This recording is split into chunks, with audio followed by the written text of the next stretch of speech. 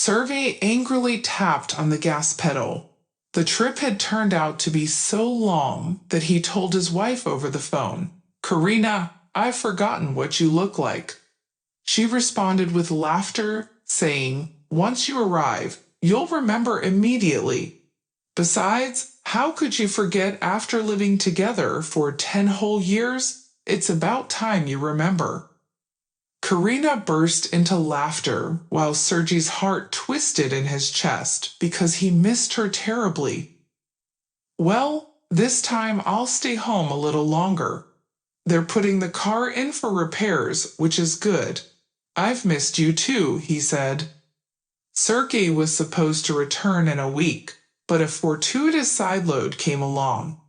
Then, a comrade with a cargo appeared on the road, and they transferred the load to Sergey, who raced to the end of the world because of pressing deadlines and the hefty penalty that would leave them without pay for 2 months.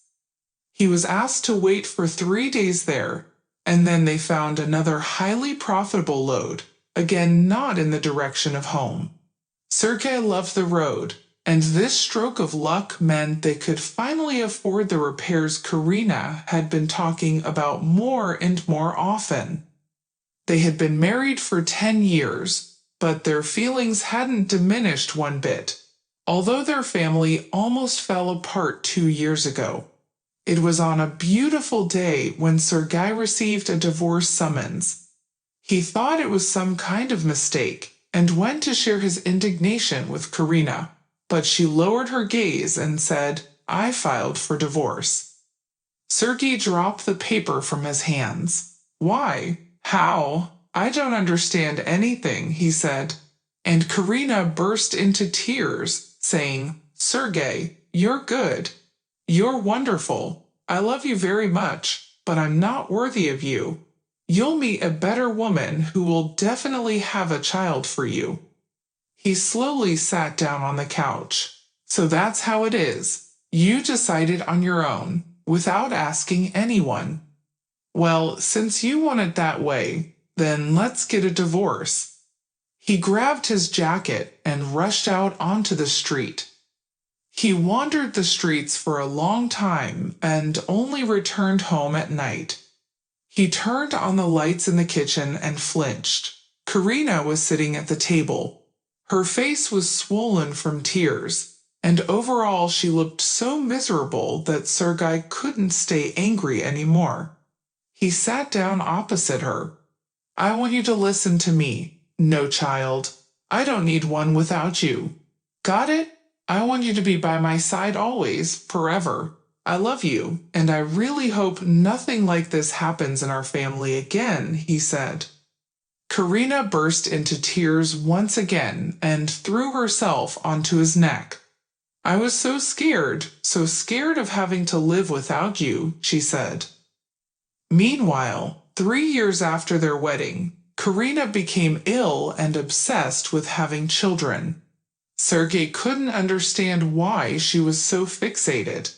They hadn't been together for long, but his wife seemed to have gone mad. She rushed from one doctor to another, dragging him along. All the doctors said the same thing: everything was fine, just wait. But Karina cried and went to search for another clinic. Then, it seemed like she had come to terms with it, or so Sergey thought. It turned out he didn't understand.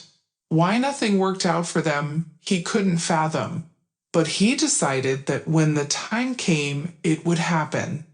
And if it didn't, well, then it wasn't meant to be, of course.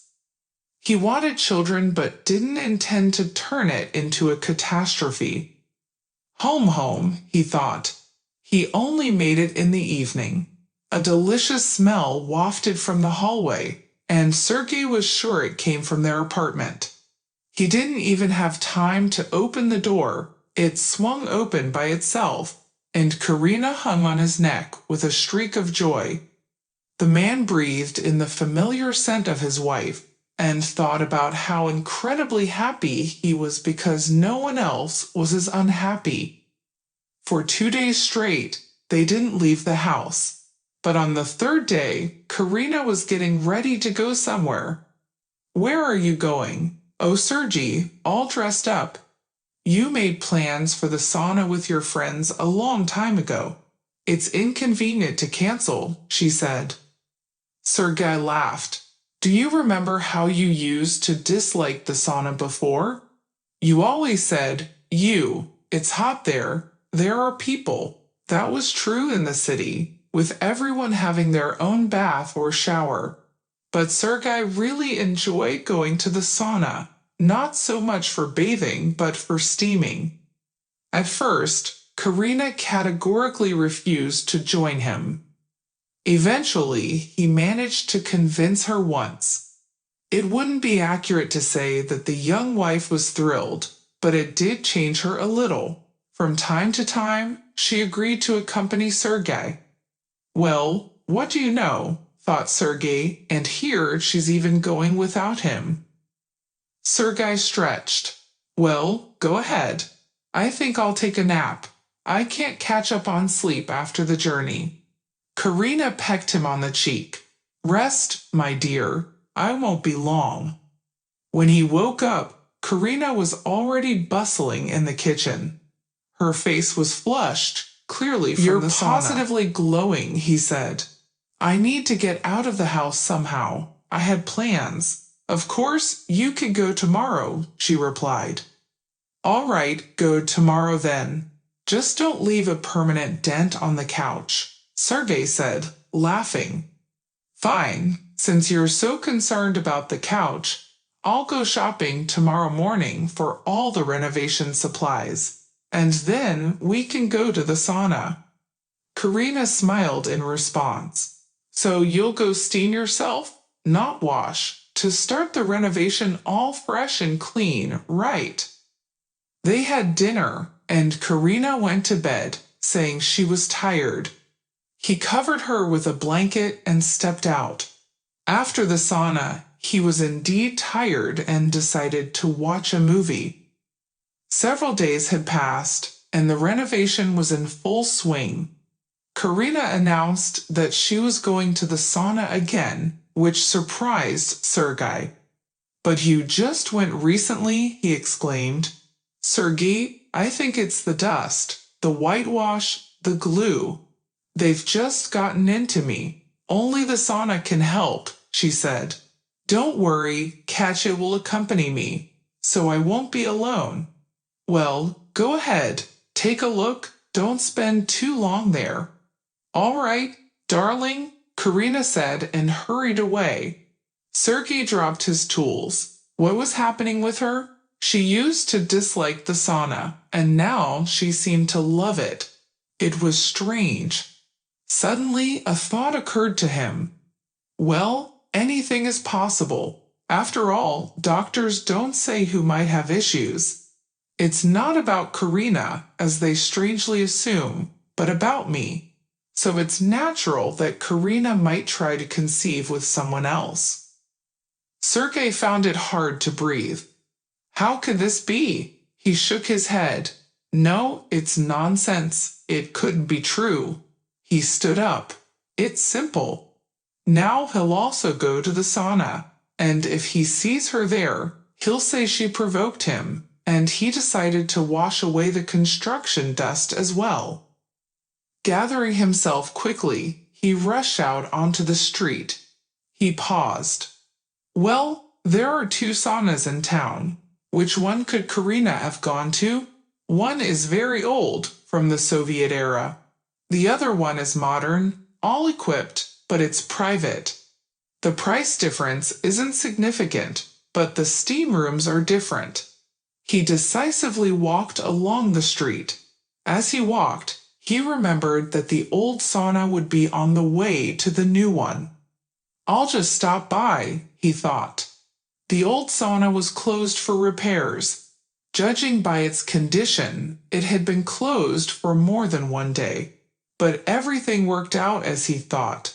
Karina was in the new sauna. He continued walking. It wasn't too far, just 2 intersections.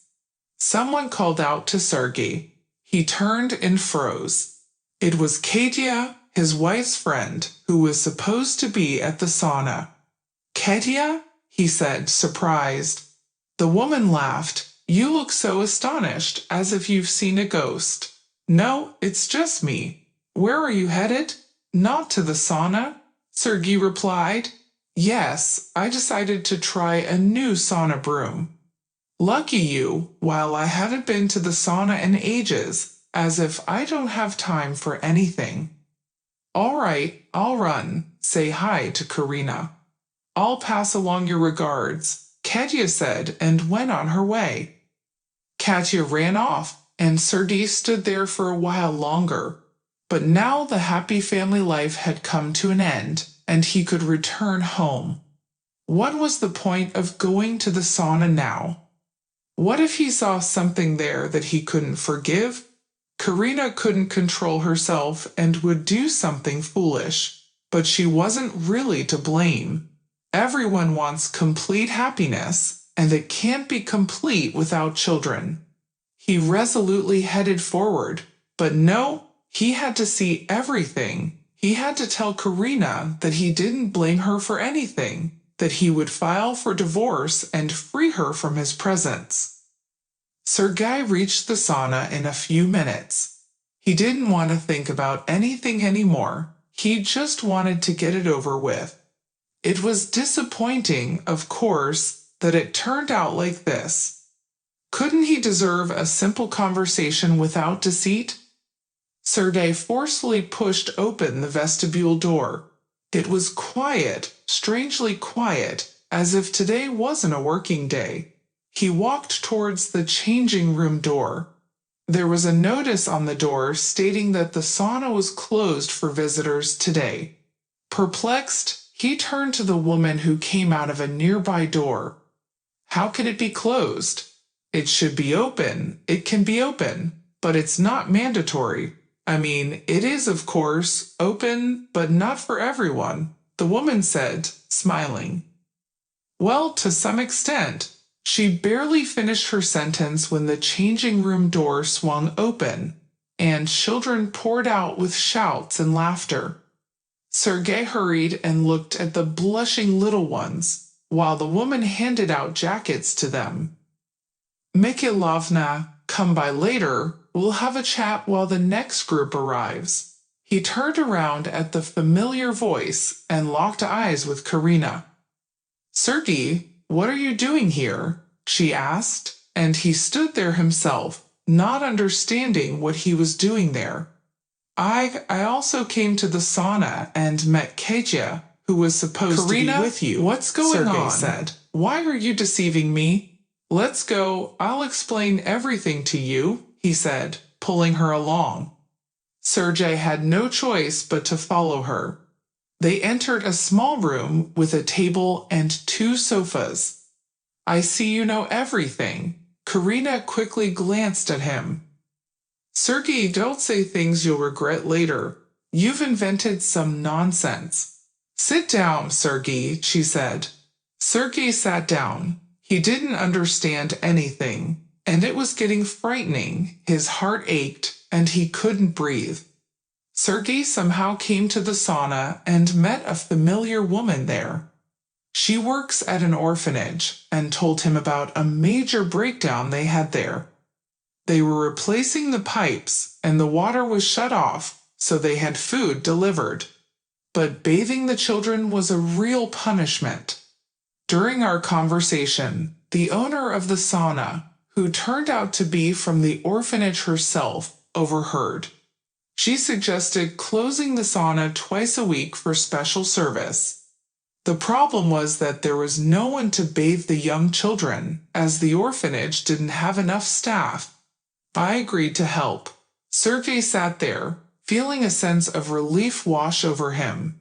And the lighter he felt, the more he realized how ashamed he was. So ashamed that he didn't even want to look at Karina. At that moment, the door swung open, and the woman who scolded him peered in. Karen, the next group has arrived, and your button is looking for you there, she said. Sergei looked at Karina in surprise, and she, feeling embarrassed, headed towards the door. He followed her. In the vestibule, there were about 10 little children, just as small as the first group Sergei had seen here. One little girl separated from the crowd and rushed towards Karina. "Mama Karina, I've been looking for you," she exclaimed. Karina picked up the girl in her arms. "I'm here. I didn't go anywhere," she reassured her. Sergei silently left the sauna and headed home. His mood was strange. Just half an hour ago, he was annoyed and angry at his wife for deceiving him. And now he was equally angry at himself, only at himself. Perhaps he behaved in a way that made his wife not want to share her affairs with him. And this little blue-eyed girl hugged Karina as if secretly she was the girl's real mother. Karina came home in the evening. Sergei was sitting on the floor, working on a shelf. She entered the room, sat on the couch, and asked, "Are you mad at me?" He looked at her in surprise and replied, "Mad at you? No, of course not. I just realized once again how kinder and more caring you are compared to me. Stop, you're a man, and men perceive everything differently. Forgive me, Karina. I'm sorry for thinking poorly of you." His wife smiled and said, "I'm the one at fault. I kept it a secret. Let's have dinner now." During dinner, Sergei asked about the little girl. Karina immediately brightened up and said, "You can't imagine what kind of child she is. Not just a child, but a miracle. Her parents died, and her grandmothers didn't want her. Well, maybe they don't even exist. In any case, she's such a clever, affectionate girl, and she never gets down." The whole evening, Sergei listened with a smile to Nastika's mischief and funny remarks. It seemed like she could talk endlessly. When they lay down, his wife smiled. "I've overwhelmed you with stories about the little girl. But why was I so interested to listen?" Sergei said. However, he stumbled for a second. "I don't know. Maybe I'm just talking nonsense. Of course, I'll say no, but if you have such an attachment to her, maybe we should consider taking her in." He felt his wife freeze. He was about to say that he didn't mean it seriously, that she shouldn't be upset. But Karina suddenly hugged him so tightly that he almost choked. "I was even afraid to ask you about it. You're the most wonderful," she said. Not much time passed, and Sergei rushed home even faster. Now, not just one loving heart was waiting for him, but two. He quickly forgot that Nastya wasn't his biological child. It felt as though she had been with them since birth, and he and Karina were her true parents. If you enjoyed the story, please support me by clicking the thumbs up button. It's just one action for you, but it means a lot to me. All the best.